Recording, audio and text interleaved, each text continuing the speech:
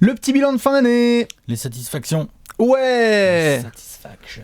Yes. On va parler positif un petit peu. Comment ça va, Alex ? Ça va nickel. On vous fait la bise évidemment. Ça fait quelques jours qu'on vous a laissé un peu de técom et 2-3 choses de prévues. Voilà, c'est ça. Parce qu'on vous prépare quand même une fin de série régulière de bâtard et des playoffs de ouf. On s'installe du coup. On arrive à la fin de la saison régulière. Une soirée à préparer aussi, je crois, non ? Ouais, une petite soirée avec 1000 personnes le dimanche. Ça va être sympa. 14 avril, tout ça, tout à fait. Mais avant de vivre la plus grande soirée de tous les temps de NBA en France, de tous les temps jusqu'à maintenant, jusqu'à ce que Trash Talk arrive dans le game, jusqu'à la suivante, jusqu'au Zénith, eh bien, nous allons devoir faire le bilan. La fin de la série régulière arrive, on le sait, c'est le dernier virage là, qui laissera ensuite place aux playoffs à partir du week-end prochain. Et donc, c'est toujours le petit moment là, ça y est, il y a une petite fenêtre de tir dans laquelle on peut se dire, ah tiens, et si on faisait le point un peu ? Qu'est-ce qu'on a ? Et si on se mettait en silencieux aussi ? Ouais, voilà, en avion. En avion même, je vais me mettre en avion, tout à fait. Qu'est-ce qu'on a ? Eh bien justement, on va les faire en deux parties. On va faire les satisfactions et puis les déceptions. Ouais. Dans une autre petite vidéo. Ouais. Il y a toujours plein de choses à dire. 8 mois de saison régulière, allez, pardon, non, 6 mois, allez, et des brouettes de saison régulière. Ouais. Tout à fait. Et donc plein de franchises, de joueurs, des tendances, des événements aussi qui nous ont marqués. Et là, pour le moment, on est dans le positif. Thumbs up. Cool. Ouais. Trop bien. Donc vous avez le droit aussi de participer à ça évidemment parce qu'on le sait, toute l'année on a discuté avec les gens de la communauté et il y a eu des moments un peu forts qui ne datent pas juste d'il y a un mois. C'est un peu dur comme exercice, mais il faut essayer de se souvenir de ce qui s'est passé depuis octobre dernier. C'est pas facile. Et puis il y a beaucoup de choses que tu as envie de dire, mais tu peux pas non plus tout caser. C'est ça. Donc on a fait un peu le tri. On a fait un petit tri, voilà. On a 3-4 chacun, quoi. Ne vous sentez pas mal si votre joueur ou votre franchise n'est pas mentionné. Vous pouvez le mettre évidemment dans les commentaires et puis même on le sait, on interagira avec vous. Alex, on a quoi à peu près 3-4 chacun à peu près, un truc comme ça. T'en as 4. Parfait, ça tombe bien, j'ai le même chiffre. Je te propose de commencer justement. Alex avec son carnet. Qu'est-ce que tu nous as mis en première satisfaction de la saison 2018-2019 ? J'ai j'allais dire renouveau, mais c'est pas exactement le bon terme. En tout cas, c'est sur les Kings et les Nets. Oui. J'ai un bon parallèle à faire entre deux teams jeunes, avec des coachs qui bossent bien. De retour. Avec du talent. Pas de la superstar. Non, bien sûr. Pas encore. Tout à fait. Sachant qu'il y a quand même quelques joueurs là-dedans qui ont du potentiel à devenir lourds. Bien sûr, pas Buddy Hield et D'Angelo Russell. Exactement. Même D'Aaron Fox. Et tous les autres, bien sûr. D'Aaron Fox, il a un bon petit potentiel. Harry Giles, Marvin Bagley. D'Aaron Fox, il peut être All-Star. Jarrett Allen. Bien sûr. T'es d'accord ? Bien sûr. Pas moins que Buddy Hield, en fait. Pas moins que D'Angelo Russell, qui a déjà été et qui pourrait l'être. Il est devenu cette année. Ouais. Donc ouais, ces deux équipes-là, j'ai un vrai parallèle à faire. Ça s'est trouvé une philosophie de jeu. Ouais. On a des coachs qui ont bossé sur le groupe dans sa globalité, comment utiliser de la profondeur, parce que c'est quand même deux équipes qui ont du banc et tout, et des joueurs à utiliser. C'est des équipes qui ont bien intégré des rookies. Rodion Kurucs, on ne l'avait pas vu venir. Chez les Nets, c'est pas mal. C'est clair. Marvin Bagley, numéro 2 de draft, au fur et à mesure de la saison, on est là, on fait ouais. Donc lui, il peut tourner en 20-10 en fait pendant longtemps. Sans problème. Tu vois, genre longtemps. Bien sûr. Donc t'es là, ouais, ok. D'Aaron Fox, t'es là, t'écarquilles les yeux, tu fais putain, ok, d'accord. Il vient de passer là ou pas ? Waouh, D'Aaron Fox, en fait, il peut vraiment être un meneur lourd en mode dragster pendant aussi un bon moment. Buddy Hield, effectivement, qui fait partie des meilleurs shooters à 3 points en termes d'efficacité cette année. Claire, complètement en feu. Complètement en feu. Le style de jeu global des Kings, qui d'ailleurs est pas si loin que ça du style de jeu global des Nets en fait. Ça partage le cuir. Ils ont un peu de mal à défendre, ces deux équipes c'est pas des lockdown team, on va dire. À la jeunesse comme ça. aussi, hein, ouais. Ouais, la rigueur, la discipline. Par contre, ça lâche rien. Ça joue tous les matchs. Ça se bat. Ça en a gagné bien plus d'un côté comme de l'autre, même si les Kings, malheureusement pour eux, vont pas voir les playoffs.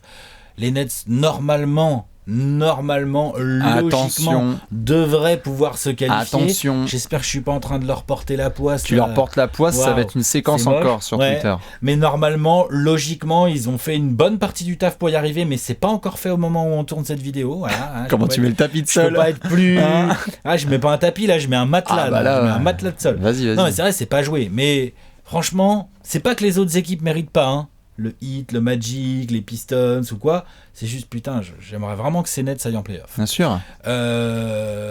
Donc voilà, ça c'est de la belle satisfaction, il y a beaucoup de choses, c'est des équipes, j'ai pris du plaisir à les regarder. C'est clair, c'était vraiment fun de regarder les Sacramento et Brooklyn cette saison. Bon, je sais pas ce qu'il y a comme. Là tu me mets un Nets Kings, Bah putain, moi je te clique là-dessus sans problème. Ouais. Et je regarde ça. Bien sûr, bien sûr. Vraiment. Mais Genre, oui. vraiment. Mais je crois que c'était d'ailleurs, je sais plus, il y avait eu une punchline comme ça, je crois que c'était pas Louis Laberry, je crois, un truc comme ça, qui a une fois dit, qui regarde les Kings à 4h du matin. Bah, Enix, gars, moi, il avait dit Enix, je crois. je crois que c'est les Kings. Ah, il a été dit les Kings. Mais en tout cas, oui, à Bah, 4h du matin, maintenant il y tu a des regardes, gens, ouais, bien sûr, ça se ouais. regarde. Et puis, c'est marrant que tu mentionnes ça parce que c'est vraiment pour le coup de ces deux équipes qui sortent de plusieurs années dans la merde, quoi. Oui. Ça, Oui. c'est cool. Les Kings. Bon, les Kings, ça fait. C'est peut-être pas fini, mais on s'est plus bien d'une foutu décennie. de leur gueule. Ah ouais. Les Nets ont été une des équipes les plus pourraves des 2, 3, 4 dernières années, clairement. Donc ouais, non. Et les reconstructions sont assez spectaculaires. C'est propre. Et avec des coachs qui ont une vraie idée en tête, avec des managements. Je préfère quand même Sean Marks à Vlade Divac. C'est sûr. Mais on peut pas enlever aux Kings qu'il y a eu des vrais choix de fait. Bien sûr. Et que sur cette saison, ce sont des choix qui tiennent la route. Tout à fait. Il y a de la place dans le cap. On va pouvoir être agressif sur le marché des agents Alors, libres. des choix à faire sur des gros contrats cet été, Bien sûr. mais on n'en est pas là. Tout à fait. Sur cette saison-là, c'est de la satisfaction pour moi. On est d'accord, fans des Nets et des Kings, vous pouvez bomber le torse un petit peu et puis Ouais. faire des high five avec vos potes. Ah ouais, moi, Franchement, mon c'est hoodie là. des Nets, ça, je vais pouvoir le ressortir genre fièrement. En Bien mode, sûr. genre, bah, bien sûr. Bien sûr. Et puis mon maillot de Dick Bavetta aussi. Ouais. Je vais pouvoir le ressortir. Dans les satisfactions, évidemment, moi je voulais parler de l'International Game. Qu'est-ce qui se passe les internationaux cette saison? Alors si je fais le débrief complet, hein, juste, il y a la possibilité, voire la forte probabilité qu'on ait un MVP grec, Ouais. un rookie de l'année slovène, Ouais. peut-être un défenseur de l'année français, encore une fois, En tout cas. peut-être une meilleure progression qu'Amer. Ouais. Oh, bah, Je veux dire, ouais, enfin, oui, tout à fait, il y a du... Tu parlais des Nets, attention, il y a un garçon qui s'appelle D'Angelo qui n'est pas tout à fait d'accord. Mais on le sait que le Pascal Siakam, Je crois qu'il y a eu un petit statement de game là. Il y a... normalement, dans ces 24 dernières heures, il y a eu un petit on est statement d'accord game ou pas de P-Square, tout à fait. Spicy P. L'autre, il On est est arrivé, d'accord. il a fait genre, Ah. comment ça le MIP? Ah, ouais. c'est moi. Ouais, je en crois. fait, c'est moi. hein. Mais en tout cas, quand on regarde juste le jeu global, cette saison, c'est trop bien. Au niveau des internationaux, ça représente bien, on l'avait vu. Le test avait été implanté depuis quelques années par la NBA pendant le All-Star Weekend, dont on reparlera peut-être un petit peu par la suite. Mais avec le match chez les jeunes entre les internationaux et les Américains. Mais même les gars dont tu as parlé, hein, Bud Hield, ça c'est Bahamas, je crois. Non, Je sais pas, c'est Bahamas, Bud Hield, Ouais. comme DeAndre Ayton. Oui, comme dit André Ayton. Bah, il y a Non, mais plein de même, gars regarde, qui sortent. Regarde All-Star Game. Bien sûr, Joel Embiid, bien sûr. Nikola Jokic. Nikola Jokic, juste de quoi on parle? Nikola Jokic, il y a la conversation. C'est un Serbe qui est dans la conversation MVP, c'est superbe. La progression de. Conversation élargie quand même. Tout à fait, pour mais le il est coup. dans la conversation. Juste le fait d'être mentionné, c'est Non, génial. bien sûr, bien sûr. Jamal Murray, on parle de Jokic. Jamal Non, Murray, bien sûr, les bien progrès. sûr. Non, les internationaux, belle saison des Davis internationaux. Bertans, enfin bref, dans tous les gars, même quand on regarde dans n'importe quelle franchise, je trouve qu'il y a eu des éléments vraiment pour chaque international. La blessure de John Wall, ça a donné la place aussi à Thomas Satoransky. On a vu aussi des gars, comment ne pas kiffer à chaque fois le taf que fait Joe Ingles. Bref, quand on regarde l'éventail des internationaux qui sont en NBA, je trouve que c'est cool parce que je me souviens il y a quelques années de m'être dit, c'était je crois en 2007. 2007, Dirk est MVP et Tony est MVP des finales. Je crois, si je dis pas de bêtises, puisque Dirk est MVP de la saison régulière et Tony est MVP des Oui, finales c'est contre ça. Cavs. Et on était là, waouh, deux Européens qui prennent quand même les trophées individuels Deux les gros plus trophées, prisés, ouais. quand même. Et moi, je me disais, combien de temps on va attendre avant que ça devienne un peu plus une norme? Aujourd'hui, c'est possible. hein. Et ben, regardez la saison et vous allez voir que tous les trophées, il y a minimum un mec non Giannis américain, MVP quoi. régulière et Embiid MVP des finales, par contre. Tu vois. Par exemple, ou Davis Bertans. Ouais. Non, mais dans tous les c'est cas, c'est vraiment cool parce que voilà, ça valide encore plus le projet Global Game de la NBA. Ça donne envie, comme on l'a vu là, la NBA revient en France. Ça donne envie d'aller encore plus dans d'autres pays, de continuer à voyager, d'avoir peut-être par la suite des vraies implantations de la NBA dans d'autres pays et pas juste garder ce monopole Non, un c'est peu bien. américain, et ça c'est vraiment chouette. Donc on va surveiller tout ça de très près, et encore une fois la draft, on va arriver, on va faire, bah tiens, il y a qui encore dans le top 10, top 15, top 30, bah il y a encore des internationaux qui taffent. Le produit non américain est vraiment plus que hype, elle ne l'était ces dernières années. Là c'est vraiment Il y a des clients lourds. c'est quoi. vraiment limite impératif d'avoir un mec qui vient d'un autre pays parce qu'il aura une formation autre que celle du circuit AAU et NCAA. Je trouve ça vraiment top. Donc bien et à l'année prochaine il faudra confirmer, parce qu'il faut pas que ce soit un one shot. Les internationaux, continuer à faire bosser le game. Dans la même lignée, là, de ce que tu dis, moi j'ai quand même des Français que j'attendais, 2, et un que j'attendais moins, mais les 3 m'ont fait kiffer. Mhm.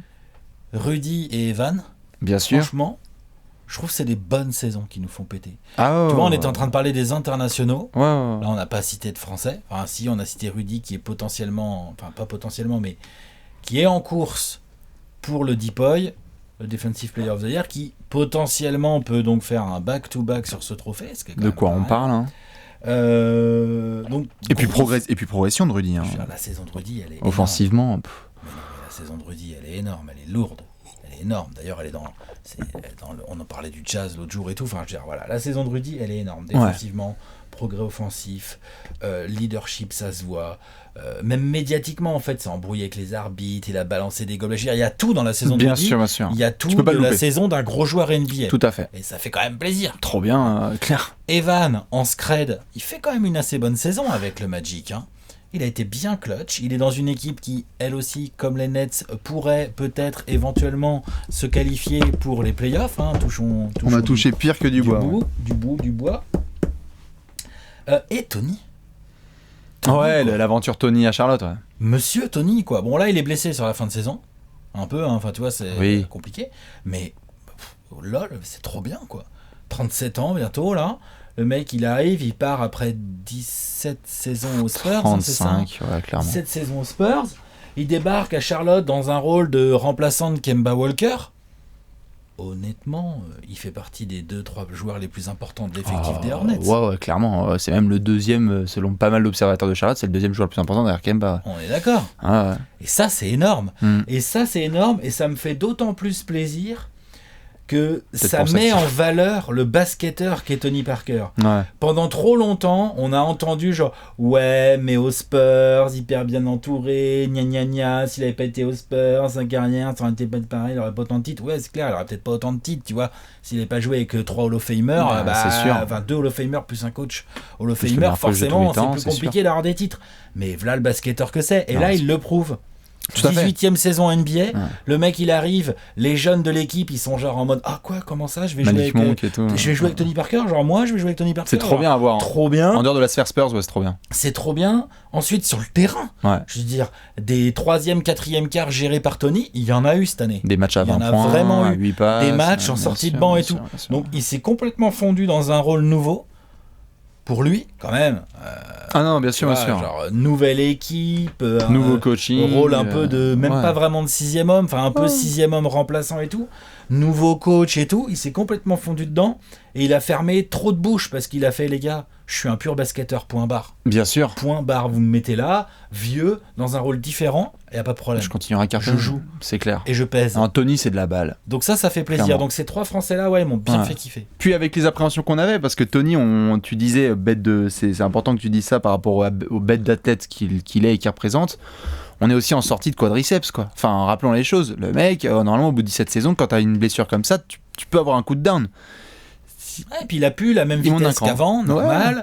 Donc il joue différemment. Bien sûr. Non, franchement. Et puis de toute façon, tu en parlais là, évidemment, avec les autres Français. Si je dis pas de bêtises, Evan avait eu des pépins. C'était dur l'année dernière avec les Français. Evan avait des pépins physiques. Rudy a joué 55 matchs, je crois, à peu près, même en étant défenseur de l'année. Je veux dire, Rudy, il a loupé combien de matchs cette saison ? Ils ont été plus présents. Evan a loupé combien de matchs ? Non, c'est clair. Beau gosse là-dessus. Bien wesh les gars. Et ben justement, pour suivre là-dessus, c'est l'année du revival. Alors l'année du revival, c'est quoi ? Plein de gens ont suivi ça tout au long de l'année.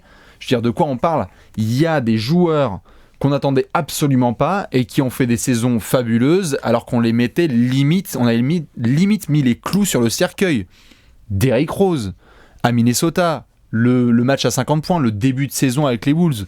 Les larmes, le maillot, la totale, les cris, on était là. Genre Derrick Rose, en début de saison, c'était... De toute façon, on avait fait, je pense, un apéro, je dirais, fin décembre. On avait dit un petit peu les satisfactions de la mi-saison.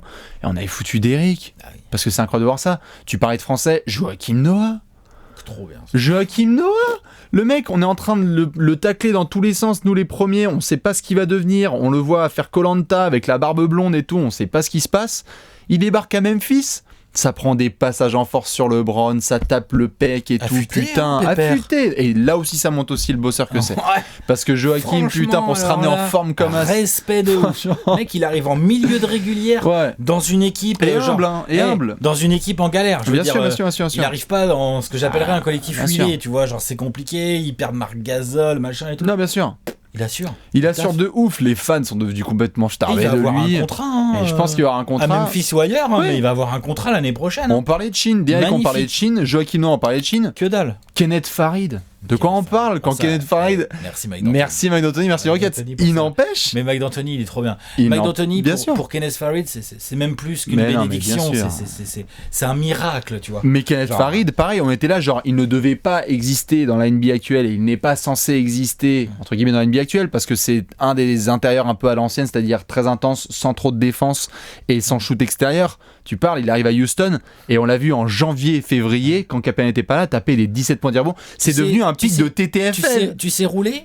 T'as une bonne détente? Mais bien sûr. T'inquiète pas, je vais faire de toi un 15-10, mon pote. Non, mais bien sûr, mais c'est ça. La phrase Mike D'Antoni. Kenneth Farid est un pic de TTFL en 2019. Merci Mike D'Antoni. Impossible. Merci Mike, merci James Harden, merci tous les gars, bien sûr.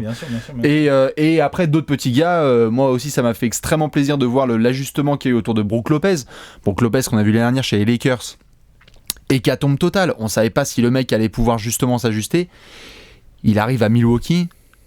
En termes de joueurs les plus importants à Milwaukee pour espacer le terrain, c'est quoi? C'est le deuxième meilleur compteur de la NBA avec 40% à 3 points. J'ai pas les chiffres sous les yeux, mais Brook Lopez, la saison qu'il fait, c'est renaissance. Et il s'est trop ajusté alors que c'était un joueur à New Jersey et Brooklyn par la suite qui était dos au panier, défense moyenne. Tu parles, il est tombé sous Budenholzer. Bref, il y a plein de gars comme ça dans plusieurs franchises où on s'est dit est-ce qu'ils vont pouvoir rester dans la NBA? Et ils ont eu des opportunités et il faut les saisir. Et bravo à ces gars-là. On va voir ce que ça va donner. Tu disais peut-être que Joachim va avoir un contrat, j'espère. J'espère que Derrick, qui s'est encore fait opérer, va avoir un contrat. Et on va voir pour Farid et pour Brook Lopez. Mais c'est des bons joueurs et parfois il faut avoir la bonne étoile, le bon alignement des astres. Et ils ont eu ça avec des bons contrats. Bon encadrement et tout. Mais il n'en reste pas moins qu'il faut choper ton opportunité. C'est ça. Non, je suis d'accord. Félicitations à eux. Je suis d'accord. Même Joel Crawford et tout. Enfin, vas-y. Ce que j'appellerais satisfaction, il y a la nouvelle conférence Est. C'est-à-dire que LeBron James est parti l'année dernière. Après avoir dominé la conférence Est comme peu de gens l'ont fait auparavant, de manière assez écrasante. Tout à fait. Et derrière, on se retrouve là avec une saison 2018-2019 hyper indécise. Avec des Bucks métamorphosés, Budenholzer, Brook Lopez, Giannis qui explose, qui est candidat MVP, Bledsoe qui est capable de sortir d'excellents matchs, enfin, et ainsi de suite, on va pas vous refaire les Bucks. Avec des Raptors, Nick Nurse, nouveau coach, Chad Trade, ça récupère Kawhi et tout. Les Sixers qui ont envie de s'imposer et tout, un Joel Embiid monstrueux, mais il y a Ben Simmons, Solias Harris, Butler, machin, c'est chaud, et tout.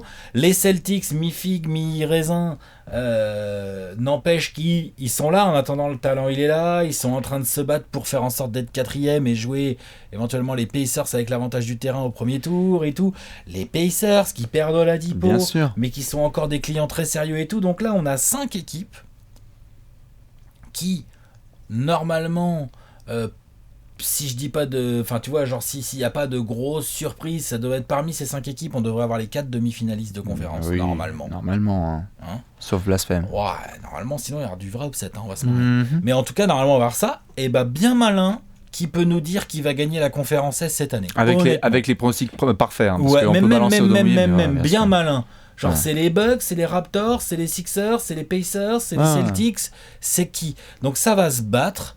On en en a déjà parlé dans une vidéo, on va avoir des demi-finales de conf absolument passionnantes, c'est sûr et certain. C'est ouf. On va avoir des gros duels avec pas mal de joueurs jeunes de chaque côté. Je veux dire, Giannis, il a 24 ans, Embiid, il a 25 ou 26, Ben Simmons, il a encore 14 ans. Ben Simmons, c'est rookie. Donc voilà, il est rookie, tout ça. Même Tobias Harris, il est pas si vieux que ça. Enfin, je veux dire, voilà. Les gars des Raptors, c'est pas non plus des mecs très vieux non plus. Bien sûr. Donc, on a aussi des coachs qui, genre Budenholzer vient d'arriver à Milwaukee. Nick Nurse vient d'arriver chez les Raptors. Brad Stevens, il a quoi? Il a 43 ans, un truc comme ça. Il est pas vieux. Bien sûr. Enfin, tu vois, voilà. Donc, on a vraiment une nouvelle énergie dans la conférence Est. Très curieux de voir ce que ça va donner.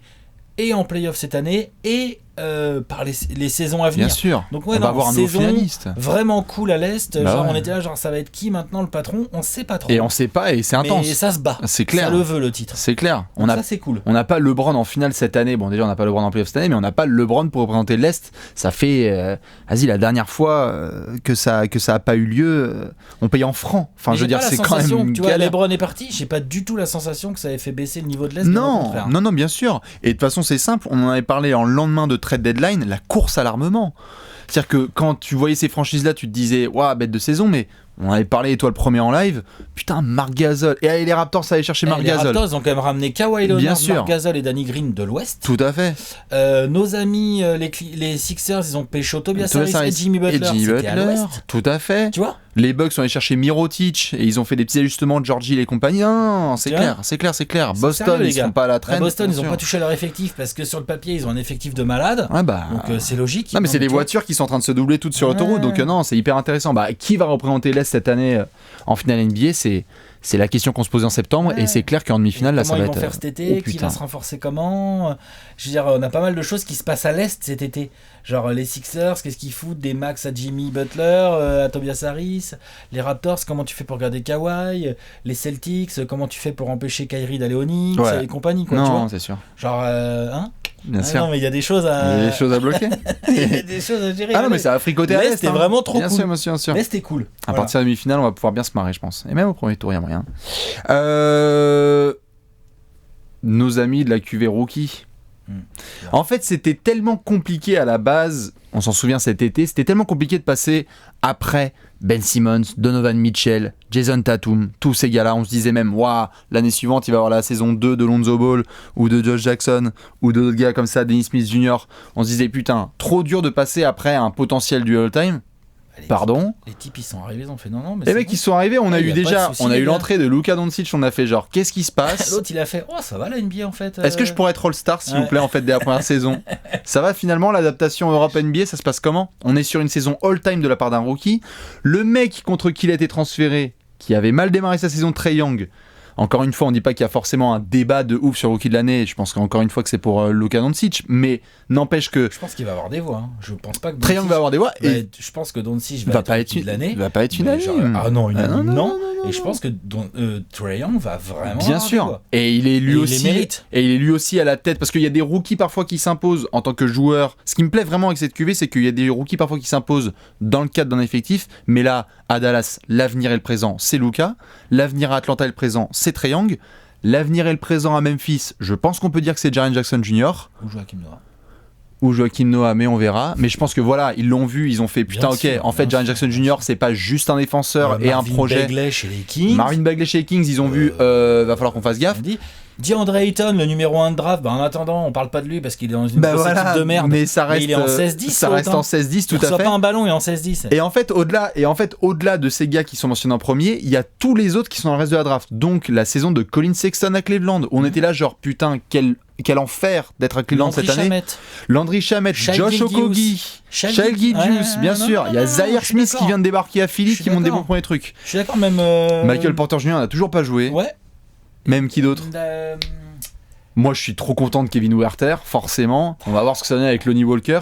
Il y a plein de gars dans tous les sens. Dans chaque franchise, il y a un mec qui est arrivé, qui a fait le boulot. Celui qui a une pure détente, là, des Hornets, là. Miles Bridges. Ouais. Tout à fait. Et même quelque part, Mika, la Phoenix, a fait aussi le boulot. C'est dur de le juger cette année, mais oui, bien sûr. On voit bien que c'est un basketteur correct. Ouais, en fait, c'est juste que dans le haut, il y a vraiment des gars qui peuvent être la tête d'affiche de leur franchise sur les saisons à venir, ce qui n'est pas donné à tout le monde, parce que on parle de Ben Simmons et Jason Tatum, mais ces mecs sont passés par certains All-Stars. Il y a deux gars, ça sent le joyau à plein nez, quoi. C'est chaud, et il y en a d'autres qui vont arriver. Doncic et Trae Young, bien sûr. Tout à fait du joyau. Ça peut être du joyau. On va voir comment ça se développe. Bien sûr. On sait bien qu'une carrière NBA c'est plus compliqué que juste une saison rookie, mais putain, c'est ça. Ça fait bien envie. Derrière, il y a du gros monstre. Il y a du gros monstre, il y a des joueurs de complément. Bien sûr. Mais on n'a toujours pas vu trop jouer Mo Bamba, tu vois. On n'a pas vu trop jouer. On aimerait bien voir ce que donne Kevin Knox dans un vrai système. On aimerait bien voir d'autres gars comme ça. Et puis vraiment, là pour finir, la dédicace c'est vraiment clairement pour Luka Doncic et Trae Young. Pas du tout sur le duel, mais comme certains ont pu voir, on en avait parlé pas mal sur les réseaux sociaux. Les mecs, ils sautent même pas à l'arceau. Ils ont une détente moyenne. Tu peux dominer aujourd'hui en étant purement technique, avoir une pure vision du jeu. Doncic, il est grand. Non mais voilà. Mais bien sûr. Mais je veux dire, Doncic, même là s'il est un peu plus grand, tu vois bien que latéralement c'est pas une foudre de guerre quoi. Et donc de dominer autant le game en étant pas un sous-athlète, mais quand même un athlète moyen, un peu chubby, tu vois. Je veux dire, quand on voit Luka, on est là genre. C'est pas des bons athlètes. Tout à fait. T'as été le premier à dire que Luka Doncic, c'est limite si tu soulèves le t-shirt, t'as peur qu'il ait un peu de bide. Je suis d'accord. Et Trae Young, le mec, tu le croises dans la rue, tu dis jamais c'est un mec qui peut tourner en 20-10 quoi. Donc merci à ces gars-là aussi de rappeler que si t'as l'envie de faire des pures passes de regarder au corner opposé, de faire des passes dans le dos, de sourire, de se marrer, d'être clutch, etc. Bah merci les gars, sans être des Uber athlètes. Trop bien. Cette QV rookie, franchement, elle regarde large dans les yeux celle de la précédente, dont on en parlait comme une all-time. Ouais, tout à fait. De la balle. Merci les jeunes. C'était bien. C'était canon. Qu'est-ce que j'ai T'en as une petite dernière ? Ah oui, j'en ai une petite dernière. Tous les hommages, toute la reconnaissance qui a été donnée à Dwayne Wade et à Dirk Nowitzki parce que je sais que Dirk, c'est sa dernière, franchement. Oh putain, pitié, ouais. Enfin, je dis pas pitié pour qu'il se barre, mais bon. Pour lui, bah ouais, non. Tu nous tapes pas toutes ces au revoir pour que derrière ils reviennent genre, hé les gars. Salut. Non, je pense pas. Mais par contre, c'est beau de voir le petit microcosme, ça reste qu'un microcosme, de la NBA qui se bouge et qui honore des légendes, mais c'est des icônes en fait. Des icônes de la balle orange comme ça. 2 mecs qui ont eu des carrières quand même, genre qui se sont quand même beaucoup croisés. Finale 2006, finale 2011 déjà. Tout à fait. Donc 2 gars qui ont été MVP des finales. Des gars qui sont le visage d'une franchise. Tout à fait. Statués. Clairement. Bientôt statué, bien sûr. Maillot retiré, statue, machin, tout ça. Statue, ouais, tu penses, ouais. Dire qu'ils vont lui faire une one leg comme ça. S'ils la font pas, il y a un gros problème dans la com marketing de Dallas. Hein. Il y en a peut-être un. On verra, c'est un autre sujet.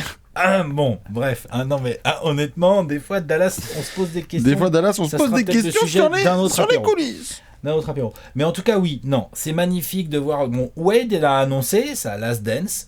Il a eu des hommages un peu partout. On se rappelle de l'échange avec LeBron. Tout à fait.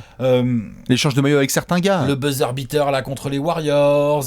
Tout plein de mecs qui veulent le maillot de Wade et tout. Et puis Dirk. Doc Rivers. Doc Rivers, incroyable. Sa première entrée en jeu, parce qu'il a été blessé un petit peu en début de saison, sa première entrée en jeu, moi j'oublierai pas, tu vois, sa première entrée en jeu à domicile là, de la saison, je sais même plus contre qui c'était, on s'en bat les couilles, là en fin de premier quart et tout, le match il s'arrête, tout le monde se lève, bien sûr, Dirk et tout, machin. Dépassé Wilt, ouais. Ah, il a passé Wilt Chamberlain, genre Wilt Chamberlain. Alors attends, bouge pas. Tiens, Wilt, allez, dégage, s'il te plaît. Allez, sur une jambe. Ouais, t'es gentil. En fait, dans le top 6, top 5, top 5. Top 6. Top 6, parce qu'il y a LeBron. Non, il n'est pas encore passé. Ah bah LeBron. Il a passé Wilt, LeBron. Bah oui, puisqu'après il faut aller chercher Jordan. Dirk. Il a dépassé Jordan. Non, attends. Karim, Kobe, Malone. Est-ce que du coup, ça le fait que 6ème en fait, Dirk. Oui, parce qu'il n'a pas dépassé Jordan. Mais il est top 6 quand même. Oui. Il est top 6 all time. Mais oui. Mais il a jamais été top 5 en fait. Il a pas eu le temps. LeBron lui a pas laissé le temps, je crois. C'est ça, hein. Pas sympa, LeBron. Pas sympa. Peut-être qu'il a été 2 semaines, mais je crois pas. Non, je crois pas non plus. C'est ça que je cherchais en fait. Ok.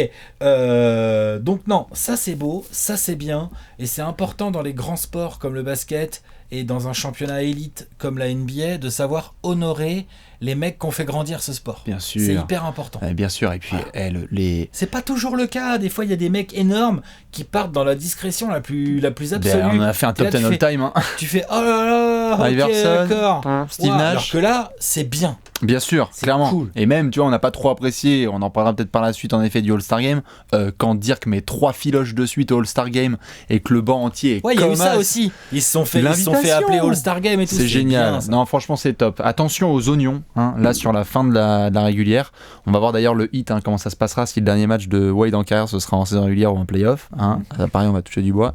Mais en tout cas, c'est clair, les hommages ont été ouf. C'était canon. Et bien le dernier petit point moi que j'ai, alors pour les fans de défense ça peut être un peu compliqué, mais d'un point de vue purement offensif, j'ai tellement pris mon pied cette saison. Genre la NBA l'a dit, elle va continuer à avancer. Le 14 secondes là. Toutes les modifications qui sont faites peuvent un peu rendre le basket moins pur, ça je comprends. Mais en termes juste de marketing pur du basket et de la NBA et le produit que c'est en termes de jeu, oh là là là là. C'est trop bien. Moi, j'ai trop kiffé d'équipes. Tu venais de parler de Brooklyn et de Sacramento. En fait, on est en train de voir plein d'équipes et de franchises dans leur construction ou leur reconstruction se dire, mais attends, en fait, la priorité, c'est qu'on doit faire bien 25 à 30 passes décisives par match, en fait. Et donc, t'as Denver qui arrive et qui passe la balle tout le temps et qui montre que ça peut jouer demi-terrain et tout terrain. T'as les Warriors qui jouent comme il faut. San Antonio, ça joue. Utah, ça attaque parfois. Enfin, les Nets, les Bucks. Putain. Les Bucks, l'attaque des Bucks, un enfer. Bref, il y a eu plein de soirs. Les Raptors. Moi, c'est très rare. Les Raptors, ils nous ont offert des beaux moments de beautiful basketball. Bien sûr, bien sûr. Ah, clairement, mais tout à fait. Les Pacers qui ont montré avec ou sans star. Bref, je trouve qu'il y a une évolution là, de la NBA. Les Blazers aussi. Tout à fait. Il y a une évolution de la NBA où évidemment parfois il y a des cas un peu isolés, des gens qui ont été frustrés parfois de voir Harden jouer un peu en isolation, mais en même temps on voit offensivement ce que ça donnait. On est sur une saison où il y a un mec qui a 37 points de moyenne, on est sur une saison où il y a un mec qui est encore en triple-double de moyenne, on a des mecs qui vont mettre là 400 et même surtout 303 points. Harden, je crois que c'est bon, c'est passé. Enfin, on peut ne pas aimer le shoot à 3 points à outrance, on peut ne pas aimer le rebond offensif et ensuite 14 secondes, mais moi là maintenant, les soirs où tu finis ta nuit de NBA et tu regardes le nombre d'équipes qui sont à moins de 100 points, oh putain, ça devient rarissime. Ah, c'est rare. Et alors certes, ça va peut-être se resserrer en play-off et on l'espère, moi le premier, pour que ce soit un peu plus lockdown et jeu demi-terrain et que ça soit physique.